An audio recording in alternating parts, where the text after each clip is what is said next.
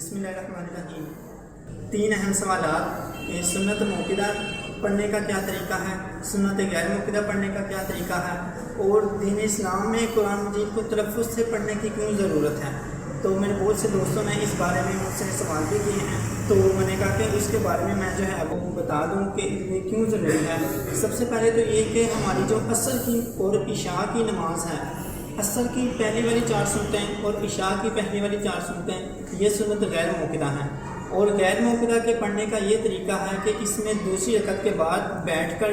اتحیات اور اس کے بعد درود شریف اور ربی جانی پڑھی جائے گی، اور پھر تیسری رکعت کے لیے کھڑے ہو کر سبحانک اللہم سے دوبارہ سٹارٹ کی جائے گی۔ اور جو سنت موقدہ ہے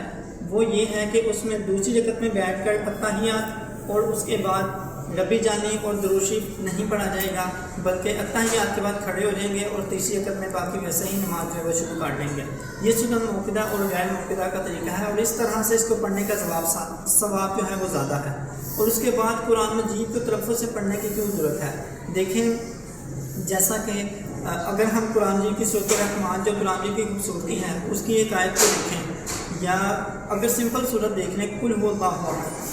جو کہ سب کو آتی بھی ہے، اگر ہم اس کو بالکل جو پڑھنے کا حق ہے طریقہ ہے اس طرح سے دیکھیں تو اس کو اس طرح سے پڑھا جائے گا قل هو اللہ احد، یعنی کہ جو پہلے والا کاف ہے وہ موٹا پڑھا جائے گا۔ اس کا ترجمہ یہ ہے کہ کہہ دو اللہ ایک ہے۔ لیکن اگر ہم اس کو، میں نے بہت سے اپنے دوستوں کو دیکھا ہے، بزرگوں کو دیکھا ہے بڑی عمر کے، جو اس کو بالکل نارمل کہنے کے لفظوں کی طرح پڑھ جاتے ہیں قل هو اللہ احد، یعنی کہ کاف جو ہے وہ باریک اگر پڑھی جائے تو اس کا ترجمہ ہو جائے گا کھا لو اللہ ایک ہے۔ تو یہ اگر ہم اس کے اوپر غور نہیں کرتے تو یہ اس کا ترجمہ تبدیل ہو جائے گا، اور یہ کہنے کے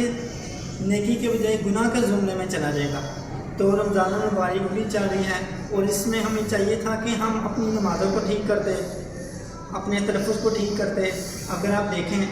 تو آپ کی علاقے کی ہر مسجد میں صبح فجر کے بعد دین اسلام کا درس جو ہے وہ جاری ہے، اور مغرب کے بعد بھی جو ہے وہ بہت سے ہم اور بچے بیٹھ کر قرآن کی تلاوت کرتے ہیں۔ تو اس میں بھی آپ لوگوں کو چاہیے کہ ہمیں بھی چاہیے کہ ہم لوگ اپنے قرآن مجید کے تلفظ کو ٹھیک کریں، اپنی عبادات کو ٹھیک کریں، اپنی ایمان کی کمی کو پورا کرنے کے لیے علماء کرام سے تلفظ اور علماء کرام سے جو ذکر و اذکار ہیں، تسبیحات ہیں، اس کا پوچھ کے اضافی ذکر کریں تاکہ ہم اللہ تعالیٰ کے قرب کو پا سکیں۔ رمضان المبارک کے ابھی بھی کتنے ہی دن باقی ہیں، تو اللہ کریم کی بارگاہ میں دعا کرتے ہیں کہ جو باقی دن رہ گئے ہیں اس میں اللہ تعالیٰ کو راضی کرنے کی توفیق عطا فرمائے، اور جو ہمارے پیارے اس دنیا سے جا چکے ہیں اللہ تعالیٰ انہوں کو جو ہے جن کے پیچھے دعا کرنے والا کوئی نہیں، اللہ تعالیٰ ان کی بھی بخشش فرمائے، مغفرت فرمائے۔ اور کوشش یہ کریں کہ اپنی رمضان کی